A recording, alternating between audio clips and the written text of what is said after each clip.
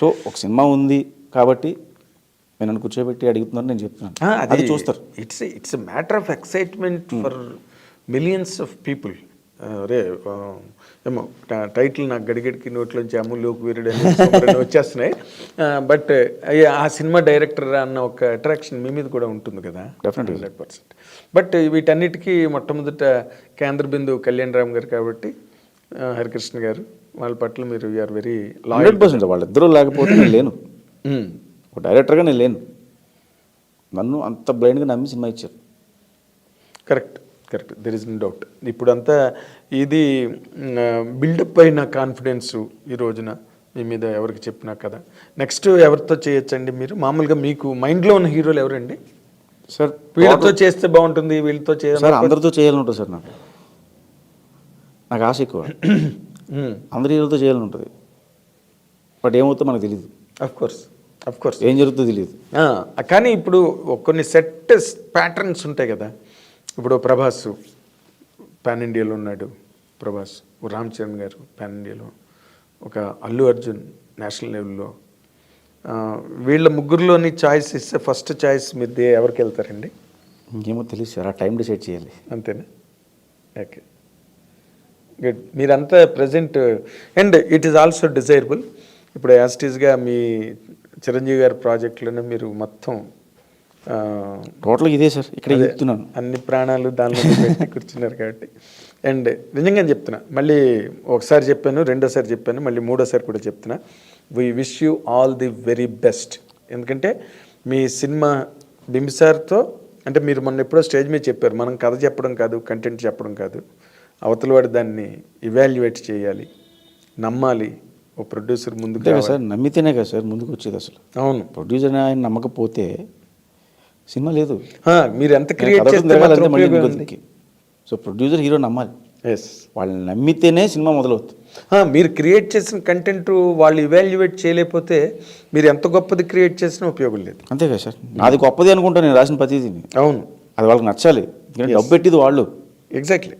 Risk నాకేముండదు sir. రేపు పొద్దున్న ఏదైనా అయితే, ఇప్పుడు ఎనీ డైరెక్టర్ ఎనీ వెళ్ళి కథ చెప్పినప్పుడు సినిమా తేడా వస్తే ఫస్ట్ ఫేస్ చేసేది ప్రొడ్యూసరే సార్. అవును, డైరెక్టర్లు ఇంకొక 1 year 2 years మళ్ళీ ఇంకో కథ చెప్పుకుంటాడు, తిరుగుతాడు వెళ్ళి. సో మొత్తం అన్ని విధాలుగా లాస్ అయ్యేది ప్రొడ్యూసర్. లేచిపోతారు కదా, టాప్లు లేచిపోతాయి, అసలు అడ్రస్లు ఉండవు. సో వాళ్ళ నమ్మకాన్ని నిలబెట్టాలి అంతే. ఎగ్జాక్ట్లీ. దాంట్లో ఇంకా వేరే సార్ ప్రొడ్యూసర్ లేకపోతే సినిమా లేదు. వేరే డెస్టినేషన్ లేదుగా. ప్రొడ్యూసర్ అనే ఆయన లేకపోతే సినిమా అనేది లేదు. అవును, హీరో ఉన్నా డైరెక్టర్ ఉన్నా ప్రొడ్యూసర్ అనేది కావాలి. Age old belief and which is a truth also. Producer అన్నవాడే ఫైనల్గా నిలబడాలి. 100% సార్. అది. సో మీరు ఆ దృక్పథం ఉండడం అన్నది మీకు, ఎందుకంటే అఫ్కోర్స్ సినిమా ఇండస్ట్రీలో మొదటి నుంచి ఉన్నవాళ్ళు దీనిలో మంచి చెడు ఎక్కడ హై లేకుండా అన్నీ జాగ్రత్తగా అబ్జర్వ్ చేసుకుని దాని ప్రకారం మెజర్డ్గా వెళ్తున్నారు కాబట్టి మీకు తిరిగి మెజర్ లేదు సార్ మీరు అన్నట్టు. అంటే కాదు, నా ఉద్దేశం అది కాదు. ఇప్పుడు మీరు అన్నీ చూశారు కదా, చిన్నప్పటి నుంచి ఇండస్ట్రీలో ఉండి, నా ఫాదర్ పక్కన ఉండి అన్నీ ఎవరి కష్టాలు నష్టాలు సాధక బాధకాలు అన్నీ తెలుసు కాబట్టి you will have a balanced mind of judgement and approach everything ఉంటాయి కాబట్టి మీరు అందుకే ఇందాక అన్నారు, ఇది కథ ఇది కాకపోతే ఇంకోటి చేసుకుంటాం, వెంటనే మనం డిసప్పాయింట్ అయిపోవాల్సిన అవసరం లేదు. ఇవన్నీ ఈ రోజున చాలామంది కుర్రాళ్ళు ఇండస్ట్రీకి వచ్చి డైరెక్టర్లు అవ్వాలని తిరుగుతూ కొన్ని అవుతాయి కొన్ని అవ్వు. వాళ్ళందరికీ మీ ఇంటర్వ్యూ చూస్తే ఎస్ మనం కూడా ధైర్యంగా ఉండాలిరా అని నేను always I try for that. అంతే కదా సార్. ఇప్పుడు ఈరోజు ఒకటి అనుకుంటాం అవ్వలేదు, అక్కడ అయిపోంగా ఎస్ ఓకే రేపు ఎలా చేయాలి రేపు ఆలోచిస్తాం మళ్ళీ. ఓకే ఇది వర్కౌట్ అవ్వలేదు, ఓకే ఇంకో యాంగిల్లో ట్రై చేద్దాం మళ్ళీ. ఇది అవ్వలేదు ఇంకో బాల్ వేద్దాం. తగిలేదాకా వేయాలి సార్ బాగా, ఖచ్చితంగా ఎదురు తగులుతుంది, 100% ఆపేయకూడదు. ఇప్పుడు నాకు ఇందులోని మధ్యలోని సర్ప్రైజింగ్గా అనిపించింది కానీ లేకపోతే స్ట్రేంజ్గా అనిపించింది ఒకటే. ఇప్పుడు ఇందాక నుంచి మీరు మాట్లాడిన దాంట్లో బింబిసార్ లాంటి ఒక హిట్ ఇచ్చిన తర్వాత సీక్వెల్కి మీరు చెప్పిన కథ ఓకే అవ్వలేదు అన్నది అదొకటే చాలా స్ట్రేంజ్గా అనిపించింది నాకు. ఓకే అవ్వడం అవ్వడం కాదు సార్, జనరల్గా మా డిస్కషన్స్ టైంలోనే నేను కథ ఏం చెప్పలేదు, వెళ్ళి ఓకే చేద్దాం అనుకున్నప్పుడు నా ఐడియా ఒకలా ఉంది, ఆ టైంలో నాకు వేరే ట్రై చేద్దాం అనిపించింది, గ్యాప్ మీరు అక్కడ గ్యాప్ వస్తుంది కదా అని చెప్పి అదే అక్కడితో అది ఆగిపోయింది సార్. అదే ఓకే, ఏముంది, మీరు 100 సీక్వెల్స్కి సరిపోయినంత పెద్ద సినిమా చేస్తున్నారు ఇప్పుడు, మామూలు సినిమా కాదు కదా. It will address the whole world tomorrow.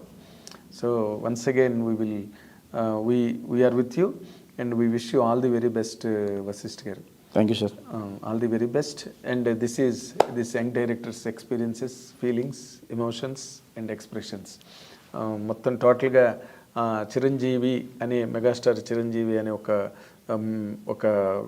ఒక వరల్డ్ ట్రూత్ ఏదైతే ఉందో, యూనివర్సల్ ట్రూత్, దాన్ని హ్యాండిల్ చేసే పనిలో ఉన్న ఈ యంగ్ డైరెక్టర్ని మనం అందరం కూడా అభినందించాలి. And at the very same time అతని సక్సెస్ని మనం అందరం కూడా విష్ చేయాలి. కాబట్టి let us wish him in a very big way. This is what the discussion with Vasishtha director. Watch and enjoy. Thank you.